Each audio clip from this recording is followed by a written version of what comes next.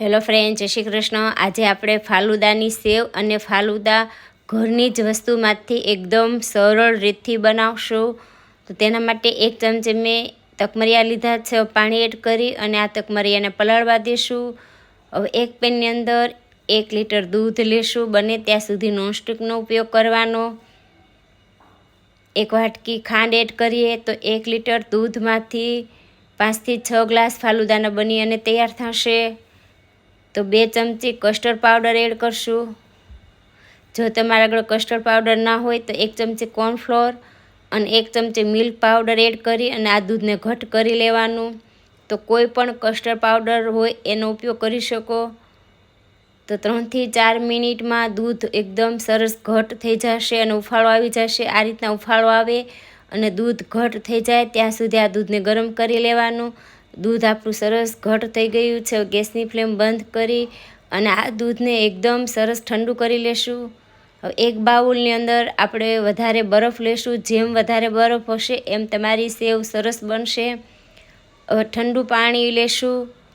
હવે પોણો વાટકો મેં કોર્નફ્લોરનો લીધો છે। તો આ માપ પરફેક્ટ છે। પોણો વાટકો કોર્નફ્લોર, 2 વાટકા પાણીના લેશું એટલે 2.5 ગણું પાણી થયું। આ માપ સાથે સેવ બનાવશો તો તમારી સેવ એકદમ પરફેક્ટ બનશે। બરાબર મિક્સ કરી લેશું। એકદમ સરસ મિક્સ થઈ જાય પછી ગેસની ફ્લેમ ચાલુ કરશું અને મીડિયમ રાખશું। ફટાફટ આ મિશ્રણને હલાવી લેવાનું, ગાંઠા ના પડે એ રીતે। ફક્ત 3 થી 4 મિનિટમાં આ રીતનું મિશ્રણ તૈયાર થઈ જશે।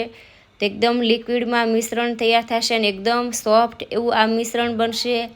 તો આ રીતનું મિશ્રણ બને એટલે ગેસની ફ્લેમ બંધ કરી અને આપણે આ જે સેવ પાડવાની જાળી છે એમાં અને સંચામાં તેલ લગાડી દઈશું। તો મેં અત્યારે સેવ પાડવાની જાળી છે એનો ઉપયોગ કર્યો છે, પણ આના કરતાં મોટી જાળી હોય તો એનો પણ ઉપયોગ કરી શકાય, તો સેવ થોડી વધારે જાડી પડશે। તો આ મિશ્રણ આપણું ગરમ જ છે ત્યાં સંચાની અંદર ભરી અને આપણે સેવ પાડી લેવાની છે। તો આ રીતના આખો સંચો ભરી અને સેવ પાડી લેશું।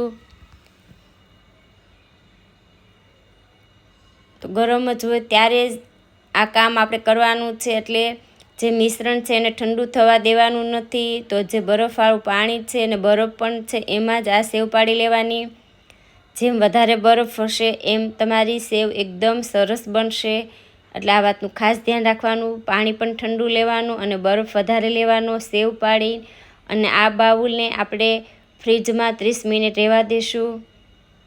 તો આપણું સેવ અને જે દૂધ બનાવ્યું હતું બંને ઠંડા થઈ ગયા છે। હવે આપણે ફાલુદાને તૈયાર કરી લઈએ।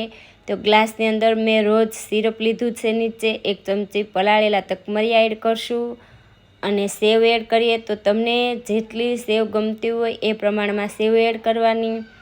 કાજુ, બદામ અને પિસ્તાના ટુકડા એડ કરશું।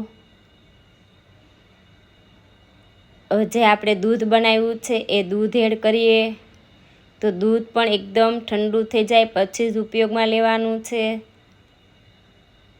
ઉપર પાછું આપણે રોઝ સિરપ એડ કરીએ। હવે આઈસ્ક્રીમ લેવાનો છે, તો તમારા આગળ કોઈ પણ આઈસ્ક્રીમ હોય તે તમે લઈ શકો। મેં વેનીલા આઈસ્ક્રીમનો ઉપયોગ કર્યો છે।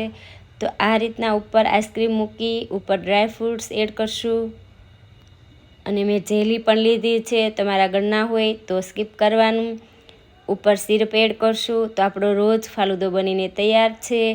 ખરેખર જે બહાર મળે છે એના કરતાંય સ્વાદમાં ટેસ્ટી એવો આપણો રોજ ફાલુદો બનીને તૈયાર છે।